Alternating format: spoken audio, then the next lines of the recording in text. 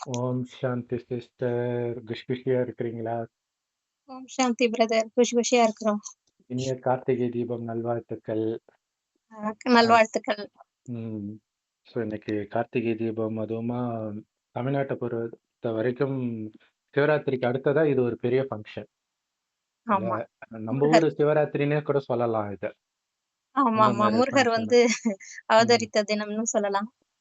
முருகன் கோயில்லையும் நெற்றிக்கண்லேருந்து ஃபங்க்ஷன். ஞானக்கண்ணுலேருந்து வந்தவர் தானே முருகர். முருகன் அதனால கோயிலுக்கும் அவர் வந்து ஃபங்க்ஷன், ம். சிவன் கோயில்லையும் ஃபங்க்ஷன் இன்னைக்கு. அந்த ஆமா. தீபத்தை பார்த்துட்டு வந்து தான் வீட்டுக்குள்ளே விளக்கேத்துவாங்கன்னு நினைக்கிறேன். இல்லையா? அப்படிதானே? திருவண்ணாமலையில ஏத்துறத பார்த்துட்டு வந்து வீட்ல ம். விளக்கேத்துவாங்க எல்லாரும். சூப்பர்ங்க. முருகர் கரெக்ட். வந்து அப்ப பொறந்த உடனேவே அத அழிக்கிறதுக்கு அசுர சக்திலாம் ரெடியா இருக்கும். ஏன்னா கரெக்ட். முருகர் வந்து தான் அழிக்கப் போறாரு சூரன அப்படின்னு சொல்லி வரம் ம். வாங்கிட்டாங்க. அது ம். சிவனோட வாரிசு வந்து தான் அழிக்க முடியும் ஸோ அப்படின்னு இந்த நம்மளால சூரன் தான் வந்து முடியும். நம்ம சூரன் வந்து ம். வாங்கிட்டான். வரம் வாங்கிட்டான். சூரனுக்கு என்ன ம். நினைப்புன்னா, இவரு தான தனியா தானே இருக்க போறாரு சிவன். அவருக்கு எப்படி குழந்தை வரும்? ம். எப்பயும் தவத்துல சங்கரர் மாரி தானே காமிப்பாங்க. எப்பயும் தவத்துல தானே கரெக்ட். இருப்பாங்க. அவங்களுக்கு எப்படி ம். குழந்தை வரப்போகுது? பார்வதி ம். ஒரு பக்கம் இருப்பாங்க. இவங்க தவத்திலே இருப்பாரு. குழந்தை பார்வதிக்கு வந்து அவரு பார்வதிக்கு சாபம் வேற வரும். குழந்தை பொறக்காதுன்ட்டு. ரதி பொறக்காது. வந்து சாபம் கொடுப்பாங்க. மன்மதனை எரிச்சிட்டதுனால. ம். அதனால நமக்கு இந்த வாரிசு ம். வரப்போறதில்ல. நம்மள யாரையும் அழிக்கப் போறதில்லன்ற அகங்காரத்துல ரொம்ப ஆடிட்டு இருப்பான் ம். சூரன். அதுக்கப்புறம் ம். தான் இந்த நெற்றிக்கண்ணுலேருந்து உருவாக்கிருவாரு. ம். அந்த ஒளியிலேருந்து வந்தவர் தான் முருகன். அது வந்து ம். அதையும் வந்து உடைக்கிறதுக்கு வருவாங்க. உடைச்சும் 6 ம். தீபமா பிரிஞ்சு 6 கார்த்திகை பெண்கள் கிட்ட மறைமுகமா வளர்ந்துகிட்டு இருக்கும். அந்த ம். குழந்தை. ம். 6 குழந்தையா. அதுக்கப்புறம் கரெக்ட். தான் ஒரு காலகட்டம் வரும்போது தான் பார்வதி தேவி போய் பார்ப்பாங்களே. அதுக்கு முன்னாடி பார்க்கவே மாட்டாங்க முருகர. அந்த ம். பெண்கள் தான் வளர்த்துட்டு இருப்பாங்க. அப்புறம் போய் கரெக்ட். எல்லாம் ஒண்ணு சேர்த்து ம். சூரசம்ஹாரம் நம்ம திருச்செந்தூர்ல நடக்குதுல்ல. அந்த ம். சூரன அழிக்கிறது. கரெக்ட். ஒரு ஒரு ஒரு ஒரு தலையா வெட்டுவாங்க. அதான் அந்த சூரர்களோட அந்த அசுர குணங்கள் அந்த 10 தலையும் வெட்டுனதுக்கு அப்புறம் தான் அவன் சேவலாவும், மயிலாவும் மாறி ம். அர்ப்பணம் ஆயிருவார். அந்த அசுரன், ம். சூரன். ஆக்சுவலா மாமரத்த பொளக்குற மாதிரி வரும் இல்லையா? ஒரு அரக்கன் வந்து மாமரமா இருப்பான். முருகன் அதான் வந்து அத கடைசியில ஒரு பொளப்பாரு. ஒரு தலையா மாறிக்கிட்டே வரும். ஓ! அந்த அரக்கனுக்கு தான். ஒரு ஒரு தலையா ம். மாறிக்கிட்டே வரும். கடைசியில மரம் மாரி இருப்பான். அதையும் 2ஆ ம். பொளக்கும்போது தான் 2 ஓ! துண்டா ஆகும்போது சேவலாவும், மயிலாவும் என்ன ம். வாகனமா ஏத்துக்கங்கன்னு வந்து நிப்பாரு. ஓ! சூரன். மாமரம் தான் அப்படி ஆகுது. சரி, சரி. ஆமா அப்படி ஆகுது. ம். மரமா சூப்பர், சூப்பர். ஒரு ஒண்ணு ம். ஒண்ணு அழிக்க அழிக்க ஒண்ணு ஒண்ணு பொறந்துகிட்டே இருக்கும். ம். அதுதான் ஸோ அந்த அம்சம் வம்சம் கூட இருக்கக்கூடாதுன்னு அப்பா சொல்லுவார்ல. பாபா ஆ சொல்லுவாரு. அது ஒரு ஃபுல்லா அழிச்சிருவாரு. கரெக்ட். எப்படி சிவராத்திரி வந்து நமக்கும் பிறந்த நாளோ, சிவனுக்கும் பிறந்த நாளோ, அதே மாரி இது கூட அப்படி எடுத்துக்கலாம். இது கூட நமக்கும் அப்படியே பிறந்த முருகனுக்கு பிறந்த நாள்னா, சிவனுக்கும் பிறந்த நாள் தான். அவர் எனக்கும் வந்த பிறந்த உடனே ஜென்மம் கொடுக்க ஆரம்பிச்சுட்டாரு. வந்த உடனே ஞானத்தையும் கொடுத்து ஆசிரியராகவும் ஆகிறார். ஸோ அதுல குறிப்பா இந்த திருவண்ணாமலை தீபம் பற்றி வந்து அந்த கதை பார்த்தீங்கன்னா, பிரம்மாவும், விஷ்ணுவும் யார் பெரியவங்க அப்படின்ற ம். போட்டியில வந்து நிக்கிறாங்க. ஆ ஆ. அப்ப சிவன் கிட்ட போய் கேட்கலாம். சிவன் கிட்ட போய் கேட்கலான்னாலே இவங்கள விட அவர் பெரியவர்ன்னு தானே அர்த்தம். இல்லையா? இவங்க 2 பேர விட இவங்க 2 பேர்ல யார் பெரியவங்கன்ட்டு, இவங்கள விட பெரியவங்க கிட்ட தானே போய் கேட்க முடியும். ஸோ அங்க ஆமா. போய் கேட்கறாங்க, என்னுடைய அடிய முடிய யார் பார்க்குறாங்க? அப்படின்னும்போது பிரம்மா அன்னப்பறவை வாகனத்துல மேல பறந்து போய்க்கிட்டே இருக்காரு தலைய பார்க்க. இவரு பன்றி அவதாரம் எடுத்து கீழ போய்க்கிட்டே இருக்கிறார். ஆ. ஸோ கடைசியில 2 பேராலயும் பார்க்க முடியல. ஆனா நடுவுல ஒரு தாழம்பூ மேல இருந்து வந்துச்சு. அதுகிட்ட பிரம்மா போய் சொல்லி நான் பார்த்துட்டேன்னு சொல்ல சொல்லு. அப்படின்னு சொன்னதுனால, அதனால பிரம்மாவுக்கு கோயில் கிடையாது. தாழம்பூ எந்த சாமி தலையிலயும் வைக்க மாட்டாங்க. அப்படின்னு கதைப்படி வருது. ஆமா. ஆனா உண்மையில இது ஒரு முக்கியமான காரணம். கடவுள் பெரிய இப்ப வடலூர் ஜோதி, திருவண்ணாமலை ஜோதி எல்லாம் பெரிய பெரிய ஜோதி. ம். கடவுள் வந்து அப்படி அவ்வளோ பெருசா இருக்கிறாருன்ட்டு. அடிமுடி காண முடியாதவர் அப்படின்னு சொல்லுவாங்க ம், அண்ணாமலை. ம். அப்படி காட்டிர்றாங்க. ஆனா உண்மையிலே என்னன்னா, அவர் பெருசா இருக்கிறது வந்து இதயத்தில், குணத்தில். அ குணத்தில். உருவத்தில் கிடையாது. உருவத்துல வந்து கண்ணுக்கு தெரியாத அதிசூக்ஷ்மம். அவரு மட்டும் இல்ல, ஆத்மாவாகிய நாமளும் அப்படிதான். நம்ம புருவ மத்தியில நட்சத்திரம் மாரி ஜொலிக்கிறோம். அதாவது உடம்புல வரும்பொழுது. உடம்புல வர்றதுக்கு முன்னாடி நாம இருக்கிற இடம் செம்பன் நிறமான ஒளி உலகம். இதைத்தான் பரந்தாமன்னு சொல்றோம். பரலோகம்ன்னு கிறிஸ்தவர்கள் சொல்லுவாங்க. இங்க தான் சிவபெருமான் இருக்கார். அல்லாஹ், பரமபிதான் மற்ற மதத்துல சொல்றதும் இவரைத்தான். ஏன்னா கடவுள் மதத்துக்கு ஒருத்தர் இருக்க மாட்டார். ஒரே ஒரே கடவுள் தான். அப்ப ஆதியும் அந்தமும் இல்லாதவர் சிவன் கிடையாது. ஆனா ஆதியும் அந்தமும் இல்லாதது இந்த காலச்சக்கரம் தான். சக்கரத்துக்கு எப்பவுமே முதலும் முடிவும் கிடையாது இல்ல. ஆமா. சுத்திக்கிட்டே இருக்க வேண்டியதுதான். சோ அந்த மாதிரி இது வந்து 4 யுகங்களா பிரிக்கிறாங்க. சத்யுகம், திரேதாயுகம், துவாபர கலியுகம்ன்ட்டு பக்தியிலே பட் இருந்தாலும் இப்ப கடவுள் சொல்றது என்னன்னா, அங்க லட்சக்கணக்கான வருடங்கள் போட்டிருக்காங்க. பிளர் ஆகுது ஆ ஆமா, ஆமா. ஆ பரந்தாமம். கரெக்ட். இங்க வந்து வெறும் 5000 வருடம் தான். இந்த 5000 வருடத்தில் முதல் பாதி சொர்க்கமாகவும், அடுத்த பாதி நரகமாகவும் ஆகுது. கடைசி 100 வருடத்தில் சிவபெருமான் வரார். எப்படி வர்றாருன்னா, ஒரு வயோதிகர் உடல்ல. குழந்தையா பிறக்கல. சோ அதுதான் வித்தியாசம் அவருக்கும் நமக்கும். அவர் குழந்தையாக ஒருபொழுதும் பிறக்காதவர். அதனாலதான் பிறப்பிறப்பிற்கு அப்பாற்பட்டவனேன்னு பக்தி மார்க்கத்திலே சொல்லுவாங்க. அவருக்கு அப்பா, அம்மா இருக்கிறதாகவோ, அவர் இறந்ததாகவோ எங்கேயுமே இருக்காது. சோ அப்ப அப்படிப்பட்டவர் தான் கடவுள்ன்றத எல்லா மதமும் ஏத்துக்கும். ஆமா. எல்லா மதத்திலும் கடவுளை ஒருபோதும் யாரும் கண்டதில்லை. அவரு பெறுவதும் இல்லை, பெறப்படுவதும் இல்லை. அவருக்கு எந்த தேவையும் இல்லை. ஏன்னா உடம்புக்கு தான் தேவை. பசிக்கிறது எல்லாமே உடம்புக்கு தான். ஆத்மாவுடைய உண்மையான குணமே ஆனந்தம் தான். ஆத்மான்ற உணர்வுல இருந்தா அந்த ஆனந்தத்தை அனுபவிப்பீங்க. அந்த ஆனந்தத்தை தான் சொர்க்கத்துல அனுபவிச்சீங்க. அதனால தான் சொர்க்கத்தில் அனைத்து சுகமும் அப்படியே இருந்தது. எப்ப நீங்க ஆத்மான்றத மறந்து உடம்பு நினைச்சீங்களோ, சொர்க்கத்துல ஆத்மானே நினைப்போம். ஆத்மா தான் கண் வழியா பாக்குது, வாய் வழியா பேசுதுன்ற உணர்வு இயல்பாக இருக்கும். ஒருவரை ஒருவர் ஆத்மானே பார்ப்போம். அதனால ஆனந்தமா இருப்போம். ஏன்னா ஆத்மாவுடைய உண்மையான குணம் ஆனந்தம். சோ அந்த ஆனந்தத்தை நாம எப்ப இழக்கிறோம்னா, 2500 வருடம் கழிச்சு உடம்புன்னு நினைக்க ஆரம்பிச்சிடும். ஆத்மான்றத மறக்கிறோம். ஆத்ம சக்தி இழக்குது. அதனால கான்சன்ட்ரேஷன் பவர் குறையுது. இப்ப வெளி உலக கவர்ச்சி உங்கள மயக்க வைக்கும் பொழுதுதான் என்ன ஆகுதுன்னா, உடம்புன்னு நினைக்க ஆரம்பிச்சிடும். ஆத்மாவுக்கு அதுக்கப்புறம் கவனம் வரல. பொட்டு மட்டும் வச்சுக்கிறோம். ஆனா தெரியல. அங்க ஆத்மா இருந்தது. அங்க ஏதோ இருக்குதுன்ட்டு வச்சிடுறாங்க. ஆனா என்ன ஆகுதுன்னா, கொஞ்சம் கொஞ்சமாக புலனின்பத்துக்கு அடிமையாக ஆரம்பிக்கிறோம். அது எல்லாமே சிற்றின்பங்கள். அதுக்கப்புறம் என்ன ஆகுது, இன்னும் ஆத்ம சக்தி இழக்கும்போது தான் காமம், கோபம், பற்று, பேராசை, அகங்காரம்னு நம்ம நிம்மதியும், மற்றவர்கள் நிம்மதியும் கெடுக்கக்கூடிய அசுரன் நமக்குள்ள தான் உருப்பெறுகிறான். சோ அவனை அழிக்கிறதுக்குத்தான் கடைசி 100 வருடம் இறைவன் வருகிறாரே தவிர, மனிதனை அழிக்க கிடையாது. அசுரனை அழிக்கவும் கிடையாது. ஏன்னா அசுரர்கள்ன்றது அசுர குணம் படைத்தவர்கள். அது நாம தான். எல்லா மதத்தினருக்குள்ளயும் அது இருக்குது. அதை அழிக்கிறதுக்கு எல்லா மதத்துக்கும் பொதுவான ஒரே கடவுள் வரார். வந்து ஞானத்தை கொடுக்கிறார். ஒரு வயோதிகர் உடல் வந்து அவருக்கு பிரம்மான்னு பேர் வைக்கிறார். அவர் வாய் வழியா ஞானத்தை கேட்கிறவங்க தான் பிரம்மகுமார் குமாரிகள். இந்த பிரம்மாவைத்தான் ஆதாம்னு மற்ற மதத்திலும் சொல்றாங்க. அப்ப மனிதன் தேக உணர்விலேயே மண்ணுனாலான இந்த உடம்புலயே அவன் கவனம் இருக்கிறதுனால மண்ணுல இருந்து படைத்தார் ஆதாமை அப்படின்னு சொல்லிட்டாங்க. சோ சிவனை பற்றி வேற ஏதாவது ஒரு சிறப்பம்சம் சொல்லுங்க சிஸ்டர். சிவபெருமான் வந்து அந்த நம்ம மண் அகல் ஏத்துறோம் இல்லையா திருவண்ணாமலையில அந்த இதுல நம்ம வீட்டுல ஏத்துறதெல்லாம் மண் அகல்ல தான் திரி போட்டு ஏத்துவோம். வீட்டுல ஏத்துறது மெயினா மண் அகல்ல நம்ம உடம்பு வந்து மண்ணாலான உடம்பு. அந்த தீபம் தான் ஆத்ம தீபம். ஆத்ம தீபத்தை வந்து அந்த மண் அகல்ல வந்து உள்ளுக்குள்ள இருக்குது. அது நமக்கு தெரியாம சூட்சுமமா இருக்கு. அதனாலதான் பொட்டு இப்படி கோபி பொட்டு வைக்கிறது கூட ஆத்மா வந்து மேல போகணும், மேல் நோக்கி போகணும், இறைவன் கிட்ட போகணுங்கிற எண்ணத்துலதான் அந்த கோபி மாதிரி பொட்டு வைக்கிறது.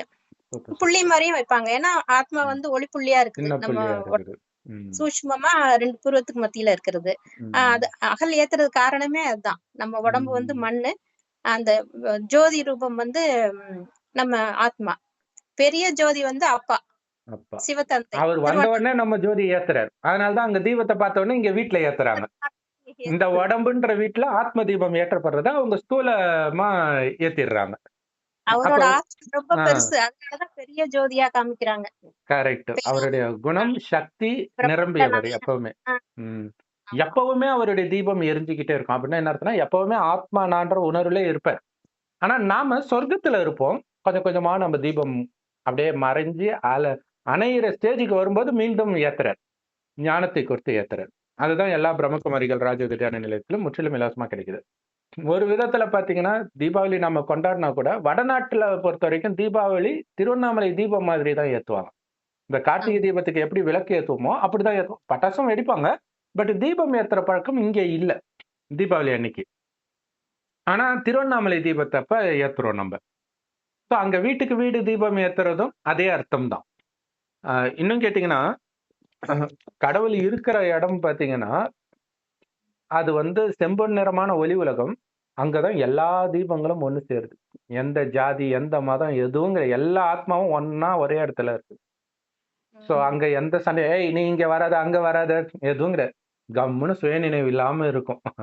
சோ உலகம் அழியும் போது எல்லா ஆத்மாவும் மேல கடவுள் கிட்ட தான் போயாகணும். கடவுளே இல்லைன்னு சொன்னாலும் சரி. சோ அடுத்தது பாத்தீங்கன்னா, இந்த கிருஷ்ணர் வந்து அதான் விஷ்ணு வந்து பன்றி அவதாரம் எடுத்து ஏன் கீழே போறாரு? பிரம்மா மட்டும் ஏன் மேல போறாரு?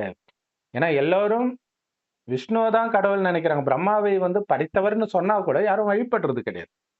சிவனா விஷ்ணுவான் தான் போட்டி இருந்துட்டு இருக்குது. அப்ப இதோடைய அர்த்தம் என்ன அப்படின்னா, சொர்க்கத்தின் முதல் மகாராஜா தான் விஷ்ணு. அவரு சக்தி அதிகமாக இருக்கும். ஏன்னா இப்ப இறைவனை நினைத்து நினைத்து ஆத்மான்னு உணர்ந்து அவரை மட்டும் நினைக்கணும். அனைத்தையும் மறந்து, நம்ம உடலையும் மறந்து. அப்பதான் உடல் உணர்வை மறந்து ஆத்ம உணர்வில் நிலை பெற முடியும். சொர்க்கத்துல இந்த குணம் அப்படியே டிரான்ஸ்பர் ஆகும். அங்க நம்ம பிறப்போம். ஆத்மால தான் மனம், புத்தி, சமஸ்காரம், அதாவது அந்த பதிவுகள் அதை எடுத்துட்டு போயிடும். அங்க இயல்பாகவே எல்லாரையும் ஆத்மாவை பார்க்கிற குணம் இப்ப பண்ற பயிற்சினால வருது. இந்த கடைசி 100 வருடம். இது முடிஞ்சு இப்ப சொர்க்கம் வரப்போகுது. சோ இன்னைக்கு திரும்புற பக்கம்லாம் அழிவு பார்க்கிறோம். திருவண்ணாமலையிலயும் பார்க்கிறோம். சோ நிறைய பேர் வந்து கடவுள் கோபம் கொண்டுட்டாரு சொல்றாங்க. நெற்றி கண்ணை திறந்துட்டாரு. அந்த திருவண்ணாமலை நாகராஜ் சொல்றாரு, அந்த கண்ணு ஷேப்ல வருது. சிவபெருமான் நெற்றி கண்ணு ஷேப்ல வருது. ஏன்னா பொளந்தா இப்படி பொளக்கணும், இல்ல இப்படி பொளக்கணும். அது எப்படி இப்படி வரும்? அப்ப அங்க கோபம் கடவுளுக்கு. என்ன கோபம்னா, திருவண்ணாமலை ரியல் எஸ்டேட் போட்டு விக்கிறாங்க. தண்ணி அடிக்கிறாங்க, கஞ்சா அடிக்கிறாங்க. இப்படி எல்லாம் சொல்றாரு. சோ அதுக்கு தான் இன்னொருத்தர் வந்து சண்டை போட்டாரு. அப்படி இருந்தா சம்பந்தப்பட்டவங்க தானே சாகணும். அங்க இருக்கக்கூடிய குழந்தைங்க ஏன் சாகுது? அவங்க என்ன பாவம் பண்ணாங்க? அப்படின்ட்டு கேட்கறாங்க. ஆனா இதுல எல்லாத்துலயுமே கர்ம கணக்குன்னு இருக்குது. இல்லையா? நமக்கு குழந்தையா தெரியுதே தவிர, முன் ஜென்மன்ற கடவுளுக்கு தான் தெரியும். சோ அதனால அது வேற விஷயம். ஆனா கடவுள் கோபப்படுவாரா? அன்பே உருவானவர் அவர். ஆமா, அது அன்பே அன்பே சிவன் தான் சொல்றோம். கோபமே சிவம்னா சொல்றோம். இல்லையா? அப்ப இவங்க என்ன நினைச்சுக்கிறாங்க? அன்புதான் கடவுள் அப்படி புரிஞ்சுக்கிறாங்க. கடவுள் அன்பானவர்ன்றத விட்டுட்டு, அன்பு தான்ப்பா கடவுள். வேற எதுவும் கடவுள் இல்லன்னு புரிஞ்சுக்கிறாங்க. காரணம் என்னன்னா, கடவுளுடைய அன்பை பற்றி அவங்களுக்கு தெரியல. அப்படி என்ன அன்பு வச்சுட்டாரு அப்படின்னா, முதல்ல நம்ப அப்பா, அம்மாவுக்கு கால் வரல, கை வரலன்னா, நீங்க தான் அவங்கள பார்த்துக்கணும் குழந்தையில இருந்தே. ஆனா நம்ப அப்பாவுக்கு, அதாவது சிவபெருமானுக்கு கையும் இல்ல, காலும் இல்ல, முகமும் இல்ல, வாய், மூக்கு, கண்ணு எதுவுமே இல்ல. 100% ஊனம்னா அவர்தான். இல்லையா? வேற ஒருத்தர் உடல கடனா எடுத்து வந்து ஞானத்தை கொடுக்கிறார். அதாவது கடவுள் எந்த தேவையும் அற்றவன்ட்டு குரான்ல சொல்லுது. அப்படி இருக்கும் பொழுது, அவர் ஒருத்தர் உடல கடனா எடுக்கிறாருன்றதே அவருக்கு ஒரு விதத்துல நிந்தனை தான். தேவையற்றவனுங்க அப்புறம் எதுக்கு உடம்ப எடுக்கிறாருன்னு. அப்ப அந்த அவமானத்தையும் தாங்கிக்கிட்டு, எதுக்கு வர்றாருன்னா, என் குழந்தைங்க கஷ்டப்படுறாங்க கலியுகத்தின் இறுதியில. திரும்புற பக்கமெல்லாம் இயற்கை சீற்றம், பாலியல் குற்றம், விதவிதமான நோய்கள். இப்ப கூட ஏதோ 100 வைரஸ் தப்பிச்சு போயிடுச்சாம். லேப்ல இருந்து. என்னென்ன பண்ண போதோ. சோ இவ்வளவு கஷ்டத்துல இருந்து என் குழந்தைங்கள காப்பாத்தணும். சோ கடவுள் குழந்தைன்னு சொல்றது உடம்போட இல்ல. வெறும் ஆத்மாவ. அது போய் சிக்கிக்கிச்சு. உடம்புன்ற ஜெயில்ல மாட்டிக்கிச்சு. எப்பவுமே ஆத்மாவா ம். இருக்காரு. அதான் சதாசிவம். ஆத்மாவோட ஆ. பேரு தான் சிவம். நமக்கு தான் உடம்போட பேர் கொடுத்திருக்கு. அப்ப அவருக்கு தெரியுது. இப்ப எப்படி நமக்கு வந்து தண்ணி அடிச்சுட்டு ஒருத்தன் சாக்கடை விழுந்துக்கதா அடிக்காம இருக்கலாமேன்னு நமக்கு தெரியுது. தெளிவா இருந்தால். அந்த மாதிரி நாம துக்கம் அனுபவிக்கிறதுக்கு காரணம் என்னன்றது, இதுல இருந்து விடுபட்டு இருக்கிற சிவனுக்கு மட்டுமே தெரியுது. உடம்புன்னு மாட்டிக்கிட்டியே. சொர்க்கத்துல உடம்பு இருந்தாலும் உடல் வேற, நான் வேறன்ற உணர்வு இருந்துச்சு. ஆனா எப்ப உடம்பே நான்னு நினைச்சோமோ, அப்பதான் காமம், கோபம், பற்று, பேராசை, சுயநலம் எல்லாமே வந்துச்சு. அந்த உடம்புன்ற உணர்வ விட்டுடு. சொர்க்கத்துல ஃபர்ஸ்ட் கிளாஸான உடல். ஒரு சின்ன குறை இருக்காது. இன்னைக்கு குறைய தான் அடையாளமாகவே ஸ்கூல்ல குடுக்குறோம் நாம. இல்லையா? அங்க எந்த குறையும் இருக்காது உடம்புல. அதே மாரி நோயும் இருக்காது. சின்ன தலைவலியும் இருக்காது. அவ்வளவு அழகா இருப்பாங்க. நல்ல பணக்காரங்களா இருப்பாங்க. ஆனா ஆனந்தமாக அந்த உடலை விட்டு இன்னொரு உடலை எடுப்பாங்க. இன்னைக்கு இந்த உடம்புல இல்லாத நோயே கிடையாது. உறவுகள் கொடுக்காத தொல்லையே கிடையாது. இருந்தாலும் இத விட மாட்றோம். காரணம் அந்த உடம்பு மேல உள்ள பற்று. சோ அத விட்டுடு, உனக்கு ஃபர்ஸ்ட் கிளாஸான உடல நான் குடுக்குறேன். ஃபர்ஸ்ட் கிளாஸான உறவுகள், ஏன் ஃபர்ஸ்ட் கிளாஸான உலகத்தையே உனக்கு படைச்சு குடுக்குறேன்ற. அதுக்காக தான் இந்த உலக அழிவு நடந்துட்டு இருக்குது. கடவுள் கோபப்படுறதுனால நடக்கல. அது தானா நடக்குது. ஏன்னா மனிதர்கள் ஒரு பக்கம் பாவம் செய்றாங்க. அதற்கேற்ப இயற்கை சீற்றம் நடக்கும். ஆனா அதே நேரத்தில் நீங்க என்ன பண்ணணும்? இறைவனுடைய ஞானத்தை கோடியில சிலர் தான் கேட்க போறாங்க. ஸோ அவங்க என்ன பண்ணணும் அப்டின்னா, இறைவன் சொல்றத கேட்கணும்.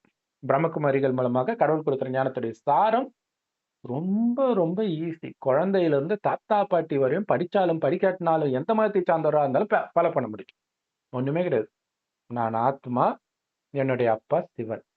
செவ்வானத்துல நட்சத்திரம் மாரி அவரு இருக்காரு. நான் பூர்வ மத்தியில நட்சத்திரம் மாரி இருக்கேன்.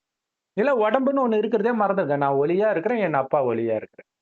பேரொளின்றது வந்து குணத்தினால ஒரு ஞானத்தில் பேரொளி. உருவத்தில் ஆற்றலில் கிடையாது. ஆற்றலில் அவர் பேரொளி. அவ்வளவுதான். சோ அப்படி நீங்க கொஞ்சம் என்னால பெருசா சின்னதா நினைக்க முடியலன்னா, சரி ஒரு அகல் விளக்கு சைஸ் நெனச்சுக்கோங்க. இல்ல பெருசா தான் நெனைப்போம். சரி அப்ப கூட நெனச்சுக்கோங்கன்னு கூட சொல்றேன். ஆனா என்ன பிரச்சனைன்னா, அது உங்ககிட்ட பேசாதே. அதுல எப்படி நீங்க கருணையா நினைக்க முடியும்? இல்லையா? ம். அப்ப இவரு ஒருத்தர் உடம்புல வந்து பேசிட்டு இருக்கிறாரு. ஆத்மான்ற உணர்வுக்கு வா. எல்லாத்தையும் விட்டுரு. முதல்ல எவ்வளவு ஆனந்தமா இருந்த? இயற்கை எப்படி இருந்துச்சு? இங்க இருக்கிற மல்லிகை பூவின் நறுமணம் மாதிரி கோடி மடங்கு இருக்கும் சொர்க்கத்தில். இங்க இருக்கக்கூடிய ஒரு கனியின் சுவை மாதிரி கோடி மடங்கு இருக்கும் சொர்க்கத்தின் கனிகள். மனித குணம் வந்து ஒப்பிடவே முடியாது. அவங்க பேசுறது வந்து அப்படியே மனதுக்கு இதமாக கேட்டுக்கிட்டே இருக்கலாம் போல இருக்கும் சொர்க்கத்துல. அதிகமா பேச மாட்டாங்க. பட் கொஞ்சம் பேசினாலும் அன்பா பேசுவாங்க. அன்பு, அமைதி, ஆனந்தம் இதான் ஆ அவங்களோட இயற்கை குணமாவே இருக்கும். இயல்பான குணமாகவே இருக்கும். காரணம் ஆத்மாவிலேயே கவனம் இருக்கறனால. ஏன்னா ஆத்மாவுடைய உண்மையான குணம். வெளி உலகத்த பார்க்க ஆரம்பிச்சாலே முடிஞ்சு போச்சு. அதனால தான் வெளி உலகத்தை பார்க்காமல், வெளி உலகத்தை இந்த கண்ணுனால பார்ப்பீங்க. இப்ப கடவுள் 3வது கண்ண நமக்கு கொடுக்கிறார். அந்த ஆமா. சிவன்னு சொல்றது சங்கர். அவருக்கு தான் 3வது கண்ண கொடுக்குறாங்க. 3வது கண்ணுன்றது இந்த ஞானம். ஞானம் என்கிற 3வது கண். அதன் ம். மூலமாக ஆத்மாவை பாருங்கள். உடலை பார்க்காதீங்க. அழியக்கூடிய எதையும் பார்க்காதீங்கன்ற. ஏன்னா எல்லாம் அழியப் போகுது. எதன் மீது பற்று வச்சாலும் உங்களுக்கு பிரச்சனை. அழிவற்ற ம். ஆத்மா கண்ணுக்கு தெரியாது. அதை பாருங்க. பரமாத்மாவும் கண்ணுக்கு தெரிய மாட்டாரு. அவரை பாருங்க. சோ இப்படி பார்க்கும்போது மத்ததெல்லாம் அழியும்போது, உங்களுடையதுன்ற உணர்வே மறந்து இருந்ததுனால, உங்களுக்கு துக்கமே கொடுக்காது. அப்படி துக்கத்திலிருந்து நம்மை காப்பாத்துறார். உடலே இல்லாத சிவன். இதனால அவருக்கு என்ன நன்மைன்னா, எந்த நன்மையும் கிடையாது. ஏன்னா இன்னைக்கு நாஸ்திகனாக இருந்தாலும், அவன் வந்து மற்றவர்களுக்கு உதவி செய்றான்னா, அதுக்கான பலன் அவனுக்கு கண்டிப்பா கிடைக்கும். ஆனா, ம். கடவுள் வந்து உலகத்தையே சொர்க்கமாக்குறார். பிச்சைக்காரனா இருக்கிற நம்மை கோபுரத்தின் உச்சத்துல ஸ்ரீ நாராயணனா ஆக்குறார். சொர்க்கத்தின் முதல் பதவி அது. அதனால தான் சொர்க்கவாசல் திறப்பு விழா பெருமாள் கோயில்ல கொண்டாடுறாங்க. முதல் ராஜான்றதுனால. அப்படி ஆக்குனாலும் கடவுள் சொர்க்கத்திற்கு வரமாட்டாரு. நம்மள அதுக்கு தகுதிப்பட்டுட்டு மேல போயிடுறார். அதனால தான் அன்பே சிவம் அப்படின்னு சொல்றோம். பரந்தாமத்திலே இருப்பாரு அவரு. ம். ஆமா. அதனால தான் பரந்தாம நிவாசி, பரந்தாமன் இதெல்லாம் சிவனுடைய பேரு, பரமாத்மா. ஆனா இதெல்லாம் கிருஷ்ணருடைய பேரா போட்டாங்க. ஆமா. கிருஷ்ணருடைய மகிமை வேற. அவருடைய பேர் வைகுண்ட வாசன். அது கரெக்ட். சொர்க்கம் தான் ம். வைகுண்டன். வைகுண்டத்தில் வாசம் செய்பவர். பரந்தாமத்தில் வாசம் செய்பவர் சிவன் தான். சிவனாகவே வாசம் செய்கிறார். இப்ப அ விஷ்ணு கூட அங்க வருவார். நாம எல்லா ஆத்மாவும் அங்க இருந்து தான் வந்திருக்கிறோம். உலகம் அழியும்போது அங்க தான் போறோம். ஆனா எப்பவும் அங்க இருக்க போறது கிடையாது. சிவன் தான் எப்பவுமே அங்க இருக்கக்கூடியவர். அதனால அவர வந்து பரமாத்மா, பரந்தாமன் அப்படின்னு சொல்லலாம். பரம ஆ பரமசிவன். இந்த பரன்ற வார்த்தை எல்லாம் பரமபிதா. இது எல்லாமே அவருக்கு மட்டுமே பொருந்தக்கூடியது. உயர்ந்ததுன்னு ஒரு அர்த்தம். இன்னொன்னு இந்த சுகதுக்கத்துக்குல இருந்து விலகி இருக்கிறாரு அப்படிங்கிற அர்த்தம். சோ இந்த விஷயம் சொல்ல மறந்துட்டு பாருங்க. விஷ்ணு உயர்ந்த நிலை தான். நம்பர் 1 பதவி. மனிதர்களில் உத்தம புருஷர். அதனால தான் புருஷோத்தமர்ன்னு அவருக்கு பேரு. ம். ஆனா மறுஜென்மம் எடுக்க எடுக்க ஆத்ம சக்தி இழந்துகிட்டே வரும். இழந்து இழந்து இப்ப கலியுகத்துல நாம எல்லாம் பாவம் செய்ற மாரி அவரும் பாவம் செஞ்சுவார். சோ அதுதான் அப்படி உயர்ந்தவர். பன்றி பன்றி வந்து இருக்கிறதுல கீழான விலங்கு. சாப்பிடுறது கூட தகுதியற்ற விலங்குன்ட்டு முஸ்லிம்களால எல்லா மதத்தினராலுமே நிராகரிக்கப்படுற விலங்கு தான் அது. சோ அப்ப அவ்வளவு கீழாக மனிதனுடைய குணம் படுபாதாளத்துக்கு போய்க்கிட்டே இருக்குது. அப்படிங்கிறது தான் விஷ்ணு. அதாவது சிவன் வரும்பொழுது விஷ்ணுவுடைய நிலை என்ன? அதுதான் அங்க. இல்லையா? எப்ப சந்திக்க முடியும்? சிவன் வரும்போது சந்திக்க முடியும். அப்ப அவரு பன்றி அவதாரம்னு காட்டுறாங்க. அப்படி போயிட்டு இருந்தவரத்தான் சிவன் பிரம்மாவாக்குறார். அவர் உடம்புல தான் சிவனே வரார். விஷ்ணுவாக யார் முதல் பிறவியில இருந்தாரோ, அவருடைய கடைசி பிறவியில கீழ்நோக்கி போகும்போது அப்படி புடிச்சு தூக்கி அவருக்கு பிரம்மான் பேர் வச்சு நீ தான் விஷ்ணுவா இருந்த, மீண்டும் போ, மேல போ. இப்ப மேல போனப்புறம் அவர் விஷ்ணு. அங்க இருந்து கீழே வர வர வர வர அப்படியே பன்றி அவதாரம் கொடுத்துட்டாங்க. இத வந்து ஒரு நாஸ்திகர் வந்து கேட்டிருக்கிறாங்க. அந்த அந்த ஒரு ஜாதிகளுக்கு இடையில வன்மத்தை உருவாக்கணுன்றதுக்காகவே, பாருங்கடா, எல்லா விஷ்ணு எடுத்த அவதாரத்துல பிராமணன் ஐயரா வராரு, ஆஹ் ஆஹ் ஆஹ் முதலையா வராரு, மீனா வராரு, பன்னியா கூட வராரு. ஆனா எங்கேயாவது சூத்திரனா வராரா? அப்ப எவ்வளவு கேவலமா நினைச்சிட்டாங்க சூத்திரன்ன்ற. சோ பன்னியதான் சூத்திரன் சொல்றது. இப்ப இருக்கிறவங்க சூத்திரர் எல்லாருமே சூத்திரர்கள் தான். சூத்திரர்கள் தான். இப்ப ஏன்னா அந்த வர்ணாசிரமம் தெரிஞ்சுக்கணும். இப்ப சரி, இப்ப விட்டுருங்க. சொர்க்கத்தில் தேவதை உயர்ந்தது. அடுத்தது சத்திரியர். ஆத்மா சக்தி குறைய குறைய வர்ணம் குறையுது. வர்ணம்னா என்ன? கலர். கடவுளுக்கு ஈக்குவலா இருக்கும்போது தேவதை, கடவுளுடைய குணம் குறைய குறைய சத்திரியர், இன்னும் குறையும் போது வைசியர், சுத்தமான கலரே போயிடுச்சுன்னும் போது சூத்திரர். அந்த நேரம் தான் வந்து மறுபடியும் பெயிண்ட் அடிக்கிறார். அவருடைய கலரை கொடுக்கிறார். அதனால தானே என்னவோ தெரியல, பொங்கலுக்கு எல்லாம் பெயிண்ட் அடிப்பாங்க இல்லையா வீட்டை, பொங்கல் தீபாவளிக்கெல்லாம். அப்ப புத்தம் புதியதா நமக்கு வர்ணத்தை பூசுறார். எப்ப? பிராமணன் ஆகும் பொழுது. இந்த பிராமணன் வந்து ஜாதியா பிறக்கிறது இல்ல, பிராமணனா ஆகிறது. நிறைய பேருக்கு இதான் இது. பிராமணனா ஆகிட முடியுமா? நான் மதம் மாற முடியும், ஜாதி மாற முடியும். வாங்க, ஜாதியை விடுங்க, வர்ணமே மாற முடியும். அதுவும் கடவுள்கிட்டே நேரடியா படிக்கிற பாக்கியம் யாருக்கு கிடைக்கும்? சோ பிராமணன் ஏன் உயர்ந்தவன்னா, பிராமணனா இருக்கும்போதுதான் ஏறுறான். பிரம்மா தான் நம்ம மேல போறாரு இல்லையா? அவர் பிரம்மா உடல்ல சிவன் வந்து அவருக்கு பிரம்மான் பேர் வச்சு, அப்போத்துல இருந்து அவருக்கு ஏறும் கலை. அதாவது தூய்மை ஆக ஆக ஆரம்பத்துல இருந்த பரிசுத்த நிலையை நோக்கி போறார். பிரம்மா மட்டும் இல்ல, பிரம்மாவுடைய குழந்தைகளாகிய பிரம்மகுமார் குமாரிகளாகிய நாமும். சோ பிரம்மா வாய் வழியாக பிறந்ததுனாலதான் நம்ம பேர் தான் பிராமணர்கள். வேதத்துல அப்படிதான் போட்டிருக்கும். அவங்க என்ன வாய் வழியாவா பிறக்கிறாங்க? அந்த வாய்மொழியை கேட்டு நம்ம தூய்மையா மாறுறோம் இல்லையா? அதான் பிறந்ததுன்னு சொல்றாங்க. பிரம்மாவின் வாய் வழியா பிராமணன். தத்து எடுக்கிறார். வாய் வழியாக என்னுடைய குழந்தை, நான் உன்னுடைய அப்பா அப்படின்னு அறிமுகத்தை கொடுத்து தத்து எடுக்கிறார். சோ இதனாலதான் விஷ்ணு கீழே வர்றதாகவும் பிரம்மா மேல் நோக்கி போறதாகவும் கேட்டிருக்காங்க. எப்ப பிரம்மா ஆகுறாரோ அப்ப அவர் மேல் நோக்கி போறார். சோ இந்த விஷயங்கள் தான் நடக்குது. அடுத்தது வேற ஏதாவது சிவனை பற்றி சிஸ்டர்? இன்னொன்னு பெருமாளை பத்தியும் ஒண்ணு சொல்லணும் பிரதர். அந்த திருப்பதி வெங்கடாஜலபதினா பெரிய நாமம் போட்டிருப்பாங்க. எல்லா பெருமாள் கோயிலுமே பெருமாள்னால பெரிய நாமம் இருக்கும். நடுவுல அப்படி மேல போற மாதிரி அந்த போட்டிருப்பாங்க. இந்த கண்ணு மறைக்கும், அதுதான் முக்கியம். அதான் இந்த ஊன கண்ணால பாக்காதீங்க, உடம்ப பாக்காதீங்க, ஆத்மாவை பாருங்கிறதுனாலதான் அந்த 2 கண்ணும் மறைக்கிற மாதிரி போட்டு நடுவுல ஆத்மாவை வந்து அந்த சேகப்பு கூட அப்படி காமிச்சிருக்கிறது. அந்த ஆத்மாவிலதான் நம்ம புத்தி போகணும், அததான் பாக்கணும். அதுதான் எல்லாருக்கும் பட்டநாமம்னு அது என்னமோ நாம சாத்திட்டான் அப்படின்னு அத இதா சொல்றாங்க இல்லையா? ஏமாத்திட்டாங்க. அது என்னன்னா, நாமம் போட்டுட்டான்றது வந்து நாமம், அது வந்து ஆத்ம தீபம். அப்படி இருக்கிறவங்க வந்து இப்ப அனைத்தையும் இழக்கிறாங்கல்ல. ஒரு விதத்துல அதுவும் கரெக்டா தான் இருக்குது. இப்ப அனைத்தையும் இழக்க தயாரா இருக்கிறோம், அதான் நாமம் போட்டாங்க. சோ அவங்களை அறியாம எதனால அது வந்துச்சோ தெரியல, ஆனா அது கரெக்டா இருக்குது. அப்ப அந்த 3வது கண், இன்னொன்னு 3 கோடுடைய அர்த்தம் வந்து பல 3 அர்த்தம் வரும். கடவுள் வந்து நமக்கு அப்பா, டீச்சர், சத்குருவா வராரு. கடந்த காலம், நிகழ்காலம், எதிர்காலம் பற்றி ஞானத்தை கொடுக்கிறார். ஆரம்பத்துல சொர்க்கத்தில் தேவதையா இருந்தீங்க, அனைத்தையும் இழந்திருக்கிறீங்க. இப்ப விகாரத்துல காமம், கோபம், பற்று, பேராசை, அகங்காரத்துல விழுந்ததுனால அது காரணம் உடம்பு நினைச்சது. இப்ப உடல் உணர்வை விட்டு இறைவனை நினைத்து ஆத்ம உணர்வில் வர வர மீண்டும் அனைத்தையும் அடைய போறீங்க. அதான் எதிர்காலம். சோ இது சதா மைண்டுக்குள்ள ஓடிக்கிட்டே இருக்கணும்ன்றதுக்கு தான் இங்க ஞாபகம் வச்சுக்கிறதுக்காக நாமம் போட்டுக்கிறோம். பைபிள்ல இருக்கும், நான் கொடுக்கும் கட்டளைகளை நெத்தியில எழுதி ஒட்டிக்கோங்கன்ட்டு இருக்கும். சிம்பாலிக். இது 2த்தையும் சேர்த்து போட்டா சிலுவை. இப்படி போடுறதும் சேர்த்தா சிலுவை ஆயிடுது. ரெண்டுமே ஞாபகம் வச்சுக்கணும். கரெக்ட். வாவ், சூப்பரா இருக்குது.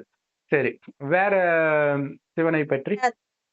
இப்போ வந்து தீபம் மேல கொண்டு போனது எல்லாமே அந்த பர்வதராஜர் குடும்பம்னு சொல்லுவாங்க, மீனவர்கள். அந்த வம்சத்தார் தான் மேல கொண்டு போய் விளக்கேத்துவாங்க.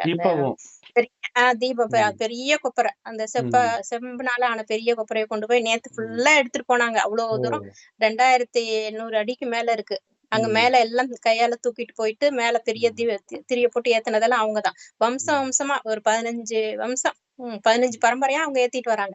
அதுக்கு என்ன கதை சொல்லுவாங்கன்னா, அந்த பக்தியில வர்ற கதை தான். நம்ம திருவிளையாடல் படத்துல பார்ப்போம். மீனவர் குலத்துல வந்து பார்வதி தேவி பிறப்பாங்க. அப்ப வந்து நான் வந்து கல்யாணம் பண்ணிக்கிறேன்னு அப்ப சொல்லியிருப்பாரு. அதுக்கு முந்தின உள்ள கதையில இந்த சக்தி கோவப்பட்டுட்டு அப்படி அப்பாவை பார்க்க போறேன்ட்டு போவாங்க இல்லையா?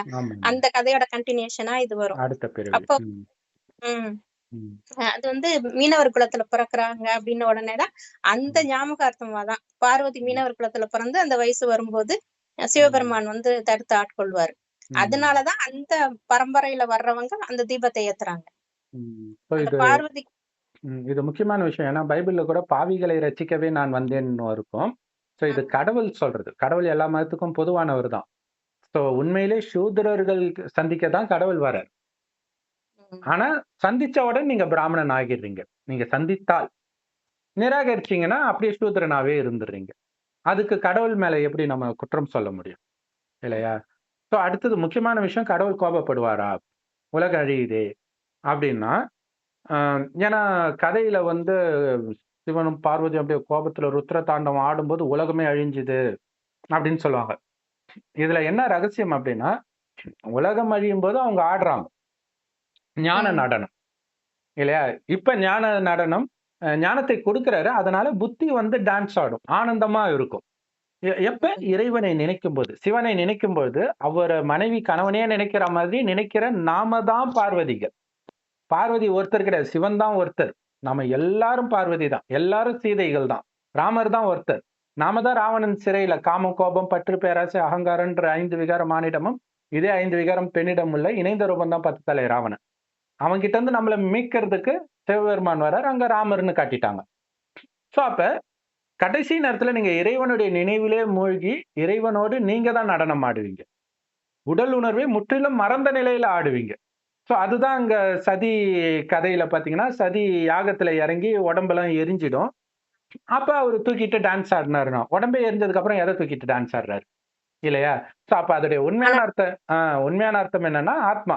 அதுலயும் பாருங்க, அப்பயும் கொஞ்சம் கொஞ்சம் உடம்பு இருக்கிறதையும் வந்து சக்கரத்தை வச்சு விஷ்ணு வெட்டி போட்டுருவார். அந்த உழுந்த ஒவ்வொரு இடமும் சக்தி பீடம்னு சொல்றாங்க. அப்ப இங்க இறைவன் இங்க அந்த சக்கரம்ன்றதே இந்த கால சக்கரம் தான். இப்படி இருந்தனா அனைத்தையும் இழந்ததுக்கு காரணமான இந்த விகாரத்தையும் இந்த உடல் உணர்வையும் நாம் மறக்கணும் அப்படின்னு மைண்டுக்குள்ள சுத்த உங்களுடைய உடல் உணர்வு எல்லாம் உதிருது. அதுதான் அங்க சக்கரத்தினால வெட்டுறதே தவிர அது ஸ்தூல சக்கரம் கிடையாது. அது பேரே ஸ்ரீ சக்கரம், உயர்ந்த சக்கரம். அது எப்படி கொலை பண்ற சக்கரமா இருக்க முடியும்? சோ இந்த பண்டிகை வந்து அட் அ டைம்ல விஷ்ணுவுடைய புராணமும் பாட வேண்டியதா இருக்குது, சிவனுடைய புராணமும் பாட வேண்டியதா இருக்கு. ஏன்னா இவர் இல்லாம அவர் இல்ல, அவர் இல்லாம இவர் இல்ல. ஏன்னா இவர் வருவதே அவரை உருவாக்கத்தான் இல்லையா? அதே மாதிரி அந்த பிரம்மா உடல்ல தானே சிவன் வந்து இந்த ஞானத்தை கொடுக்கிறார். இல்லைன்னா எப்படி இந்த ஞானம் நமக்கு தெரியும்? சோ அதனால சிவன் இல்லையேல் சக்தி இல்லைன்றதுடைய உண்மையான அர்த்தமே விஷ்ணு இல்லையேல் சிவன் இல்லை, சிவன் இல்லையேல் விஷ்ணு இல்லைன்னு வருது. ஆனா 2 பேரும் வேற வேற, ஒருத்தரே கிடையாது. அதையும் புரிஞ்சுக்கணும். அப்ப வந்து கடைசியில உலக துக்கத்துல இருக்கும்போது நாம இறைவன் நினைவுல இருக்கிற அந்த ஆனந்தம் தான் அந்த அதிர்வலைகள் மற்றவர்களுடைய துக்கத்தை ஆற்றும். சோ அதனாலதான் நிறைய கோயில்கள் பாத்தீங்கன்னா ஊருக்கு வெளியில கிராமம் சைட்லாம் பாத்தீங்கன்னா ஊருக்கு வெளியில அம்மன் தனியா இருப்பாங்க. நல்ல பிரம்மாண்டமா பார்க்க வசீகரமா இருக்கும் அந்த அம்மன். அப்ப என்னன்னா உலக அழிவின் போது எதுவும் இல்லாத இடத்துல இருக்கும், கோயில்லாம் இருக்காது, வெறும் சிலை தான் இருக்கும். அப்ப அதோடைய அர்த்தம் என்னன்னா கடைசி உலக அழிவின் போது எதுவும் இல்லாத போது நாம அப்படி இருப்போம். அந்த நேரம் நிறைய பேருக்கு காட்சி கிடைக்கும். காட்சி கிடைக்கும் போது அவங்க மேல மலரே தூவி பூஜை பண்ணுவாங்கன்றாங்க கடைசியில. சோ இதெல்லாம் நடக்கும். இவ்வளவும் குப்பை மாதிரி இருக்கிற நம்மள அப்படி உயர்த்துறாரு பாத்தீங்களா? அதுதான் சிவனுடைய மகிமை. அதான் அந்த பொண்ணா இருக்கும்போது பார்வதிக்கு ஒன்னும் தெரியாது, மீனவர் பொண்ணுன்னு தான் நினைச்சிருப்பா. அந்த நேரம் வரும்போது சிவன் வந்த உடனேவே அவளுக்கு அந்த ஆத்ம உணர்வு தோன்றி நம்ம தான் பார்வதியா இருந்தோம், நம்ம தான் இந்த பிறவியில இப்ப மீனவர் பொண்ணா பிறந்திருக்கோம் நினைச்சிட்டு அப்பதான் கடவுள்கிட்ட போவா. இது ஆக்சுவலா காக்கும் தெய்வம் காலையில வரும் இந்த கதை. அதுல பாத்தீங்கன்னா கூப்பிடுவாரு அவரு, எல்லாரையும் கூப்பிடுவாரு, வந்து உட்காருங்க அப்படின்ட்டு. பார்வதி இல்ல எனக்கு டைம், எவ்வளவு நேரம் ஆகும்? 1 மணி நேரம். அவ்வளவு நேரம்லாம் என்னால இருக்க முடியாது, 5 நிமிஷத்துல முடிங்க. சரிம்மா நான் 5 நிமிஷத்துல முடிச்சிடுறேன் அப்படின்னுவாரு. உடனே உட்காந்துட்டு அவரு சொல்ல ஆரம்பிப்பாரு. அப்படியே மெய் மறந்து கேட்டு, சரி முடிஞ்சுச்சு. ஏன் அதுக்குள்ள முடிச்சுட்டீங்க? பரவால்ல எடுங்க, எடுங்கன்னு வாங்கி கேட்பாங்க. ஸோ அப்படிதான் இந்த ஞானத்தை கேட்கும் பொழுது, முதல்ல எல்லாரும் நெறைய நெகட்டிவ் கமெண்ட்ஸ் போடுவாங்க. நம்ம இப்ப கிறிஸ்தவர்கள், முஸ்லிம்களுக்கெல்லாம் போடும்போது ரொம்பவே நெகட்டிவ் கமெண்ட்ஸ் போடுவாங்க. ஆனா ஒரு கொஞ்சம் கொஞ்சம் கொஞ்சமா அவங்க ஆத்மா தெளிய தெளிய, கடைசியில நம்ம பக்கம் மட்டும் தான் வருவாங்களே. பிரம்மகுமாரிகள் பக்கம் தான் அங்கங்க பிரம்மகுமாரி ஞானம் தான் இருக்கும். சர்ச்சில, மசூதியில, கோயில்ல, தியேட்டர்ல, மண்டபத்துல, வீட்டுக்கு வீடு. அந்த உலக அழிவின் போது தெரிஞ்சிடும் கடவுள் வந்துட்டாருன்ட்டு. அப்ப எங்களுக்கு இப்ப இந்த ஒரு சொட்டு ஞானம் கிடைக்காதான்னு ஏங்குவாங்க. ம். ஆனா இப்பவே உங்களுக்கு கிடைக்குதுன்னா ரொம்ப ரொம்ப கொடுத்து வச்சவங்க நீங்க. ஸோ எல்லாருக்கும் இனிய கார்த்திகை தீப நல்வாழ்த்துக்கள். அடுத்தது முக்கியமானது இறைவன் ஜோதி. அவரு நெத்தியில இருந்து வந்த ஜோதின்றது என்னன்னா, ஆத்மா இருக்குது. ஸோ பிரம்மா உடல்ல வந்தாலும் சிவன் நெத்தியில தான் வருவார். ஆத்மா இங்க தான் உட்காரும். பரமாத்மாவா இருந்தாலும் சரி. இங்க உட்கார்ந்து ஞானத்தை கொடுக்கிறார். இல்லையா? சோ அப்ப இங்க இருந்து பிறக்கிறார். ஒண்ணு வாய் வழியா ஞானத்தை கேட்டு பிறக்கிறாரு. இன்னொன்னு அந்த பிறக்க வைக்கிறவர் யாருன்னா, இங்க இருக்கிறவர். சோ அதனால இவருக்கு பிறந்தாருன்றது இங்க இருந்து ஜோதி வந்துச்சு. அப்படின்னு சொல்றாங்க. ஆமா. அப்ப ஜோதி வருதுன்றது என்ன அர்த்தம்னா, ஆத்மான்னு உணர வைக்கிறது தான் முதல் ஞானம். நீங்க ம். ஆத்மான்னு உணருங்க. அடுத்தது பரமாத்மாவ நினைவு பண்ணுங்க. ஆனா எடுத்த உடனே என்ன ஆயிடும்னா, நெறைய பேருக்கு சந்தேகம் வரும். புடிக்கிற மாரி இருக்கும். கன்ஃப்யூஷன் இருக்கும். ஏன்னா இன்னைக்கு YouTubeல அதாவது நெறைய பேர் நான் கடவுள்ன்னு சொல்ற நேரத்தில் தான் நான் வருவேன்ட்டு பைபிள்லயே இருக்கும். ம். இன்னைக்கு வேற YouTubeல இஷ்டத்துக்கு அடிச்சு விடுறாங்களா ஆளாளுக்கு. அப்ப இத கேட்டதோட நிறுத்த மாட்டாங்க. அங்கேயும் போய் கேட்பாங்க. எனக்கு கன்ஃப்யூஷனா இருக்குது, கன்ஃப்யூஷனா இருக்குது. அப்ப என்ன ஆகுது? சின்ன வயசுலயே அது இறந்து போயிடுது. அப்ப முருகன்ன்றது இந்த ஞானத்தை கேட்கிற எல்லாரும் தான். ஆனா எல்லா முருகனும் பிழைக்கிறது கிடையாது. நெறைய ம். அசுரர்கள் விழுங்கிடுறாங்க. ஏன்னா ஒரு பாம்பு வந்து முருகன விழுங்கும். ம். அதுக்கப்புறம் வெளில வருவார். சோ இந்த மாரி நெறைய தடைகள் வந்துகிட்டே இருக்கும். ஆனா முழுக்க முழுக்க இறைவனே கதின்னு புடிச்சுக்கிட்டீங்கன்னா பிரச்சனை கிடையாது. பிள்ளையார் அப்படி இருப்பார். பிள்ளையாரும் பார்த்தீங்கன்னா, முதல்ல அசுர குணம் கொண்டவரா தான் இருப்பார். எப்ப அந்த கழுத்த வெட்டுறாங்க அப்படின்னா, அந்த செகண்ட் அவர் பலி ஆயிட்டார்ன்னு அர்த்தம். எப்ப சிவனை பார்க்கிறாரோ ஞானம் கிடைச்சிடுச்சு, முடிஞ்சு போச்சு.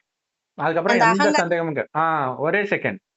ஆனால் பிள்ளையார் சண்டை போடுற மாரிலாம் காட்ட மாட்டாங்க. முருகனுக்கு தான் ஆவுன்னா கோபம் வந்து சண்டை போட்டுட்டு இருப்பார். சோ முருகனா இருக்கிற நாம பிள்ளையாரா மாறணும். முழுமுதற் கடவுளா மாறணும். ஆக்சுவலா கடவுள் ஒருத்தர் தான் தேவதையாக மாறணும். சோ இதுதான். இன்னும் நெறைய இருக்குது சொல்லிக்கிட்டே இருக்கலாம். சோ அது இப்போதைக்கு அப்புறம் ம், திருவண்ணாமலையும் அப்படித்தானே. இப்ப வந்து மண் மலையா இருக்கு. ம். கிருதயுகத்துல, சத்தியுகத்துல வந்து பொன் மலையா இருந்தது. தங்கமலை. அப்புறம் காப்பர் மலையா இருந்துச்சு. செப்பு மலையா இருந்துச்சு. ம், அப்புறம் வெள்ளி மலையா இருந்துச்சு. அப்புறம் ம். செம்பு மலையா மாறிச்சு. இப்ப மண் மலையா இருக்கு கலியுகத்துல அப்படின்னு சொல்லுவாங்க இப்ப இல்லையா? அதுவும் இடியுது. அது அதுதான் போகுது இப்போ. அந்த மண் கரெக்ட். மலை சரிஞ்சு மறுபடியும் ம், இப்ப சத்தியுகம் வரப்போகுது. அப்ப தங்க மலையா மாறப்போகுது. ம். அந்த மலையே. ஆக்சுவலா மண்ணெல்லாம் இது பைபிள்ல இருக்குது. பைபிள்ல வந்து ஒரு ராஜாவுக்கு கனவு வரும். அந்த கனவுல வந்து ஒரு சிலை இருக்கும். அந்த சிலையுடைய தலைப்பகுதி தங்கத்திலயும், நெஞ்சு பகுதி வந்து வெள்ளியிலும், வயிறு பகுதி வந்து வெண்கலத்திலயும், கால் பகுதி இரும்புலயும், அந்த பாதம் வந்து துருப்பிடிச்ச இரும்பாகவும், அதுக்கும் இன்னும் ம், கீழ வரும்போது அந்த துருப்பிடிச்ச இரும்பும், களிமண்ணும் கலந்ததா இருக்கும். மேல இருந்து ம், ஒரு பாறை வந்து இடிச்சு அது சுக்குநூறா போயிடும் அந்த சிலை. அதுக்கு ம். அர்த்தம் என்னன்னு கேட்பாங்க. அப்ப கேட்கும்போது, இதுக்கு முன்னாடி இருந்த ராஜ்யம் இப்படி இருந்துச்சு.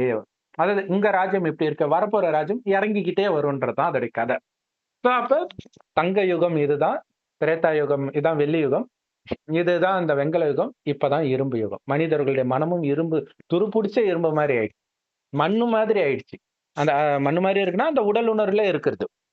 இந்த நேரத்தில் தான் உலகம் அழிந்து மீண்டும் சொர்க்கம் உருவாகப் போகுது. பாருங்க எல்லா மதத்திலும் தொடர்பு இருக்கு. அதை புரிஞ்சுக்காம இல்ல எதுக்கு எங்க மதத்தை எதுக்கு இன்னொரு மதத்தை வச்சு விளக்குறீங்க அப்படின்னா, கடவுளே எல்லாருக்கும் பொதுவானவர். அப்ப அவருடைய ஞானம் எல்லாருக்கும் தானே சொல்லணும். அதை ஆமா. ஜாதி, புரிஞ்சுக்க மொழி மாட்றாங்க. புரிஞ்சுக்க மாட்றாங்க. அப்பாற்பட்ட அ ஒரே கடவுள் தான். ஏய் சிவன் ஆமா. பொம்பள பொறுக்கிடான்ட்டு முஸ்லீம் வந்து சொல்றாரு. அல்லாஹ் தான் அதுன்றது அவங்களுக்கு தெரிய மாட்டேங்குது. அதுதான் அங்க அவர் வருத்தத்திற்குரிய விஷயம். ம். கர்த்தர் அப்படின்னு சொல்றது எல்லாமே சிவபெருமான். அந்த ஒரே கடவுள். சிவபெருமானை தான். உடலற்றவர்.